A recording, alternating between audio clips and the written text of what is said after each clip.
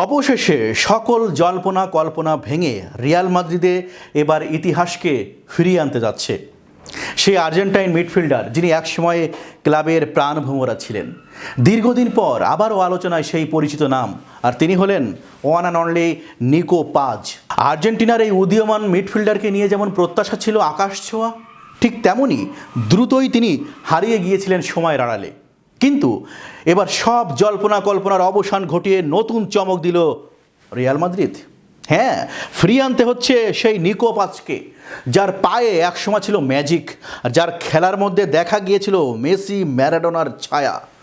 Real মাদ্রিদের coaching staff ও management এবার সিদ্ধান্ত নিয়েছে তাকেই গড়ে তোলা হবে দলের ভবিষ্যৎ কোর প্লেয়ারের একজন হিসেবে।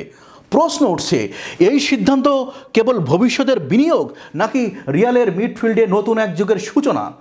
ক্লাব সূত্রের বরাতে জানা যাচ্ছে নিকো পাজের স্কিল, গেম রিডিং ও ভীষণ দেখে তাকে এক প্রকার নতুন চাল হিসেবে বিবেচনা করছে রিয়াল। আর এই ঘোষণার পর থেকেই সোশ্যাল মিডিয়া জুড়ে চরম উত্তেজনা। নিকো পাজ ইজ ব্যাক, এই হ্যাশট্যাগ এখন ট্রেন্ডিংয়ে। কার্লো আনচেলত্তির জায়গায় রিয়াল মাদ্রিদের নতুন কোচ হয়ে যাচ্ছেন জাবি আলোনসো। কোনো ক্লাবে নতুন কোচ মানেই নতুন খেলোয়াড়ের আগমন। আলোনসো এরই মধ্যে ঘোষণা দিয়েছেন নতুন কয়েকজন খেলোয়াড় নেবেন তিনি সান্তিয়াগো বার্নাবুতে। আলোনসোর সেই পছন্দের খেলোয়াড়দের একজন আর্জেন্টাইন মিডফিল্ডার নিকো পাজ। 1998 সালে বিশ্বকাপ খেলা আর্জেন্টিনার সাবেক ডিফেন্ডার পাবলো পাজের ছেলে নিকো পাজ অবশ্য রিয়ালেরই একাডেমির খেলোয়াড়।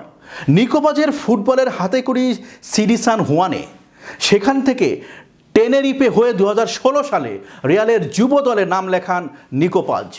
2022 সালে রিয়ালের বি দলে অভিষেক, 2023 সালে খেলতে শুরু করেন মূল দলেও। কিন্তু 2024 সালে ইতালির ক্লাব কোমো 60 লাখ ইউরোতে কিনে নেয় নিকো পাজকে।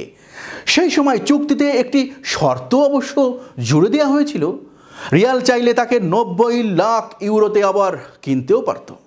স্প্যানিশ রেডিও কাদেনা কোপ খবর দিয়েছে সেই শর্ত প্রয়োগ করেই নিকো পাজকে রিয়ালে ফেরাতে চাইছেন আলোনসো।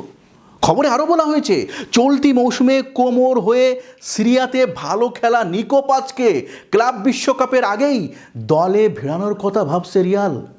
20 বছর বয়সী নিকো পাজ কোমোতে গড়ে উঠেছেন স্পেন ও বার্সেলোনার সাবেক খেলোয়াড় সেস্ক ফাব্রেগাসের অধীনে।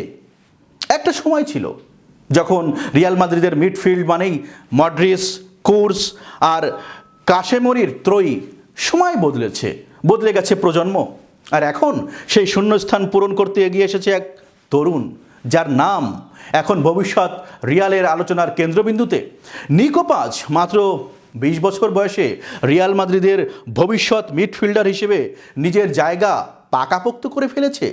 এই আর্জেন্টাইন তরুণ বল পায়ে অসাধারণ দক্ষতা, মাঠে দুর্দান্ত দৃষ্টি আর শারীরিক দৃঢ়তায় সে ইতিমধ্যেই কোচ আনচেলত্তির নজরে। স্পেনের মাটিতে জন্ম, কিন্তু হৃদয়ে তার আর্জেন্টিনা। বাবার পথ ধরে ফুটবলকে ভালোবেসে আজ সে পৌঁছে গেছে ফুটবল দানব রিয়ালের মূল দলের দোরগোড়ায়। সুতরাং প্রশ্ন উঠেছে, নিকো পাজ কি হতে যাচ্ছে রিয়াল মাদ্রিদের পরবর্তী ম্যাজিশিয়ান? হবে কি সে মডরিচের প্রকৃত উত্তরসূরি? সময় দেবে উত্তর। কিন্তু ফুটবল বিশ্ব আজ বলছে নতুন রাজপুত্র জন্ম নিয়েছে বার্নাবুতে।